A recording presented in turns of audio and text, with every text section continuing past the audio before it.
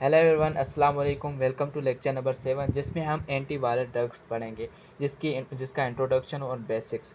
सबसे पहले तो एंटीवायरल ड्रग्स पढ़ने से पहले हम जिस पर जो है ड्रग्स काम करेंगी उसको पढ़ेंगे। Viruses are obligate intracellular parasites.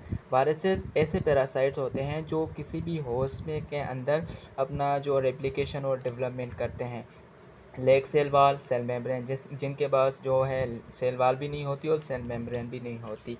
Antiviral drugs not kill viruses. जैसे कि अगर अब एंटी वायरल ड्रग्स की बात करें तो ये वो ड्रग्स होती हैं जो वायरस को जो है रेप्लिकेशन और डेवलपमेंट से रोकती हैं।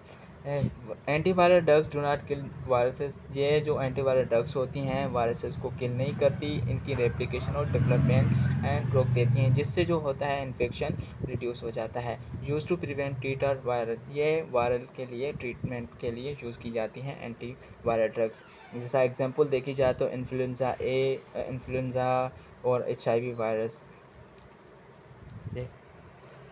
अब आते हैं स्ट्रक्चर ऑफ वायरसेस। जो 4 कंपोनेंट्स पर स्ट्रक्चर बना हुआ होता है वायरस का, जिसमें जीन, प्रोटीन, लिपिड और ग्लाइकोप्रोटीन आता है। जीन की बात करें तो यहाँ DNA होगा, यहाँ RNA होगा। अगर प्रोटीन की बात करें तो प्रोटीन कोट होता है वायरस में, जिसे हम कैप्सिड बोलते हैं।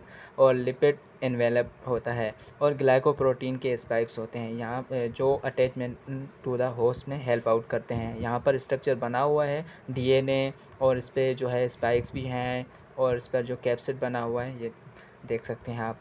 वायरल लाइफ साइकिल जो 7 स्टेजेस पर होती है। Attachment to the host. First of all viral जो है होस्ट में एंटर होता है, फिर होस्ट के जो सेल हैं उसमें एंटर होता है, जिसे हम एंडोसाइटोसिस कहते हैं।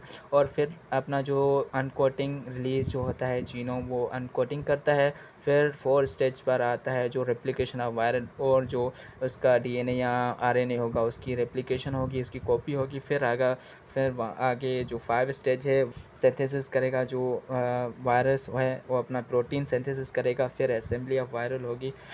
और 7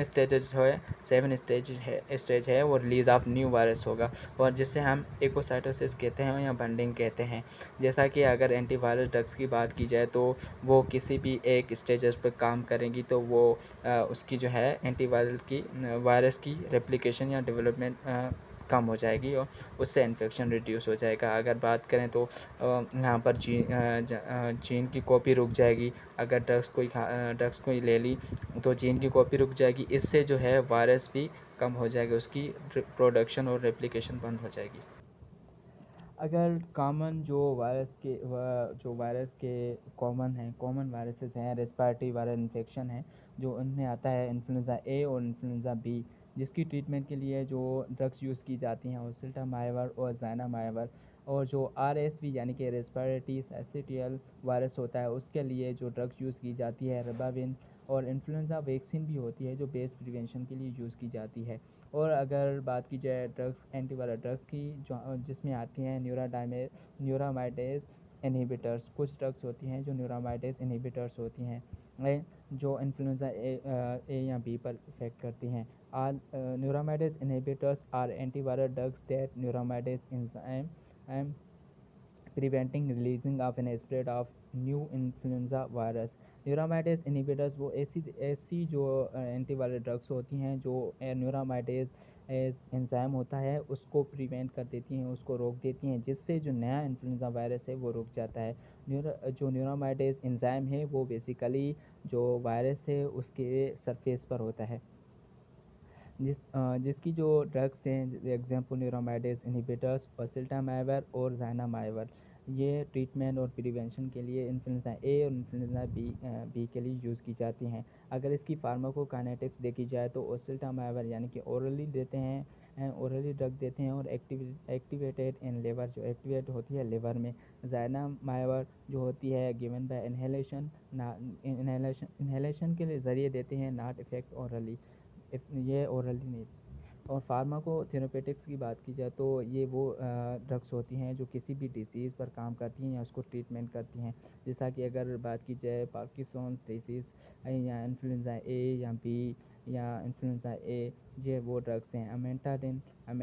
जो अमेंटाडिन है ड्रग है, जो पार्किंसंस डिजीज़ पर काम करती है। पार्किंसंस डिजीज़ बेसिकली ये एक ब्रेन का डिसऑर्डर होता है, जिससे जो है डोपामिन ग्रेजुअली उसकी प्रोडक्शन कम हो जाती है, जिससे इफ़ेक्ट अपनी जैसा कि सॉफ्टनेस ऑफ टिश्यू हो जाती है और हाथ काँपना लग जाते हैं ऐसे। तो अमाइडाडिन जो है एक एग्जांपल है न्यूरोमाइडेज इनहिबिटर्स का, जिसमें आता है इन्फ्लुएंजा ए पर ट्रीटमेंट करती है। रिबाविरिन जो रेस्पिरेटरी एसिटियल वायरस पर काम करती है, जिस इन्फेक्शन और हेपेटाइटिस सी पर। ये जो रिबाविन वायरन जो ड्रग होती है, एंटीवायरल ड्रग होती है, कॉन्ट्रा इंडिकेट इन प्रेगनेंसी में नहीं यूज़ कर सकते। Thank you for